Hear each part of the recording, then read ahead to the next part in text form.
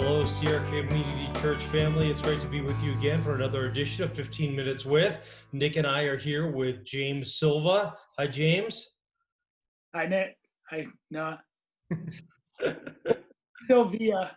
The Uh, heart. hey, James. So just out of curiosity, how did you end up in Tahoe? And can you share just a little bit about what you do for a living? Sure, yeah. So when right out of high school, I joined the Conservation Corps. I joined down in Southern California, where I'm from, and they said the closest place we could send you the fastest is this place you've never heard of called Tahoe. And I said, sure, that sounds great, whatever. And spent 2 years in the Conservation Corps up in Myers and Echo Summit when I first started, and stayed up here ever since, man. I just fell in love with this Had you place. had you never heard of Tahoe, or was that just like a joke? Haha. No, I literally had no idea where Tahoe was, what was special about it. Never heard the word Tahoe before. Wow.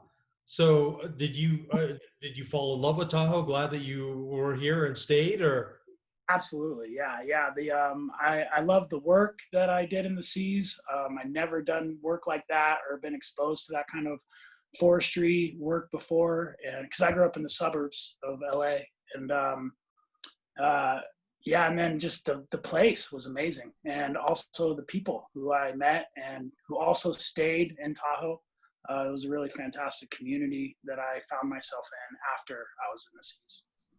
Yeah, and so not only did you find a job here, but I imagine that part of your family is you also discovered here. Yeah, definitely. Abby, my wife, was born and raised here, and through work, I managed to meet people who were kind of in her inner circle of friends. And so, even though she wasn't living here at the time, she would come up to visit her sister because she was in San Diego as a nurse. And but I would hang out with her brother-in-law Milan and Leah and other close friends of hers that she went to college with that ended up being here in Tahoe. And so we just got to meet when she would come up, and that turned into getting together more and more and trying to meet when I would get a chance to go down south and continue Yeah, from there. yeah, and Abby is definitely your better half, buddy. I mean, we love you, but Abby's awesome. Yeah, definitely. Just ask Rex. Whenever I show up to church without her, he can't hide the pointed look in his face. Okay, and you got another addition to your family besides you and your wife. God's also given you guys a little boy. Yeah, man, super energetic little boy. Jeremiah's 3.5. He will correct you if you tell him he's 3. He's 3.5, and he is fantastic. And if I wasn't literally like locked the door in my room right now, he would be here climbing on me. If the power ever like totally went out in Tahoe, if we could figure out how to hook him up to a generator, we'd have more than enough power. Absolutely. That kid's awesome. Oh, that's good.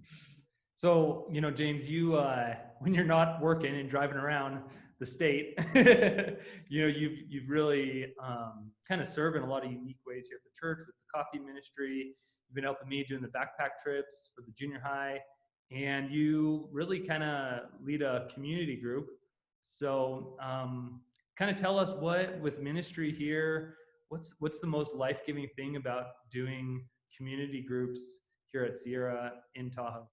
We've been really blessed to have pulled, kind of dropped into a community like that and stayed close to those folks that are in that community and continue to grow the things that we can do together as opposed to just by ourselves are vastly more life-giving and more cup-filling than just doing things on your own when you're doing them in community with people. And when you're growing in your faith and your relationship with God, not just by yourself, but with inside that community and with others, is just, it's really an amazing experience when that's happening. And really, like you said, life-giving.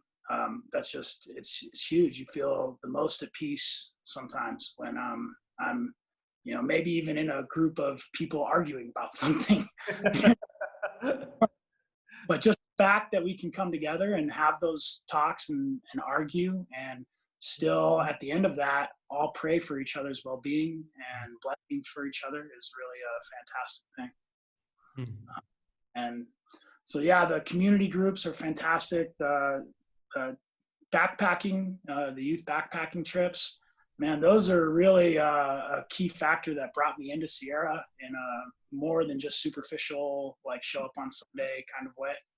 And those have proven to be like hugely, like I've started saying cup filling with those. Like they lift me up and encourage me, and it almost gives me a high that lasts until next summer when we get to go on a backpacking trip again.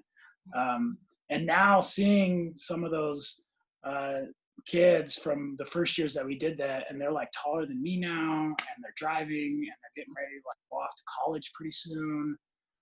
It's pretty impressive, and now getting to take their little brothers and sisters on those backpacking trips is just really, really an amazing experience. So always thanks to you, Nick, for first inviting me on those and being the organizer of those so that I can continue to do them, because they're awesome.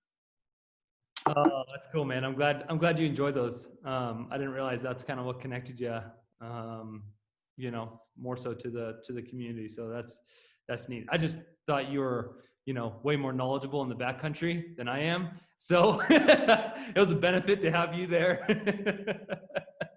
Yeah, my kids have benefited from the backpack trip. So, but James, one of the things that, and you did a great job describing just like how much you enjoy community groups. One of the reasons I love getting together with you is you really just have an enthusiastic hunger to know God and to think about how to put the things that you're learning into practice in your life. Is that something new in your life? Did you grow up like that? I mean, what's happened in your life to get you to that place? Yeah, I would say that the current way that I'm pursuing that is new, newer as my faith has grown. When I was younger, I was exposed to a lot of pretty involved missionary work from like my grandparents. They were overseas missionaries. Like my dad was born in Turkey, and many of my aunts and uncles were born overseas. Yeah, and this is all like in the 60s and stuff like that. Like, So you came from actually sort of a background of people that knew God and loved Him and were serving Him. yeah, absolutely. And so that was really, I think, impressed on me when I was younger, although I didn't really catch it at that point. As I got older into my high school years, I really there's a lot of things that I was experiencing in the churches that I was going to that I didn't sit right with me. I didn't agree with, and I just kind of walked away at that point. I was a pretty rebellious kid. So, anything that my parents thought was good, I assumed was bad, and wanted to pursue the opposite of that. And I spent, probably about 10 years of my life just very self-centered, very focused on what I could do, what was going to benefit me, how I could just experience the most and get the most out of life. But I did that in a way that just kind of cast off everybody else and really just focused on me. And it wasn't until a little bit later in life that I realized that, the reason why I'm not finding whatever it was that I was looking for and traveling and doing work, it was because that was all just for me. And it wasn't until really I met Abigail that I started to experience the joy that comes from doing things for others. And that really opened up the doors for me, because once that happened, I realized, well, this is the way, through giving my life to other people other than myself, through focusing on them as well. That really lifted me up too. And suddenly I was going, this is what I've been looking for the last 10 years, was this is what I've been searching for, was this community, this giving myself to this community, this thing that's larger than me. And, and then when I started reading the Bible in a way that I could understand that the Bible was pushing people in this direction too. I never caught that as a young man. Like I never understood that when I was learning about God's word. And once that clicked with me, it blew the doors wide open. Suddenly it was all just so exciting, so so hopeful, and just really a pleasure to continue to work towards and to grow that aspect of my life. Yeah. So James, just out of curiosity, what are, you're involved in a community group, you're super faithful in our church in a whole bunch of different ways. But one of the things that's unique about you also is you take advantage of a lot of resources, books and podcasts. A lot of people ask me for resources, but you've turned me on to some great resources. So just out of curiosity, you listen to and you read a lot of stuff. Name one book and maybe one podcast that's been really helpful for you over the last, just recently here? Sure, yeah. Well, recently I've been listening a lot to this great podcast called My Strange Bible. It's actually from Tim Mackey, who's one of the guys. He's like the theologian of the Bible Project. And My Strange Bible is like just a collection of his sermons from when he was a pastor at his church, Door of Hope, kind of before the Bible Project. And I think they kind of overlapped a little bit, but he eventually left to focus on the Bible Project. But tell people how you access that. How do you get on that podcast? How do you find those messages? I heard about it through the Bible Project, and then just the podcast app on your iPhone. Search My Strange Bible, and you'll find it pretty easily. He's a great pastor as well, as and it's different than when you hear him talking on the Bible Project things.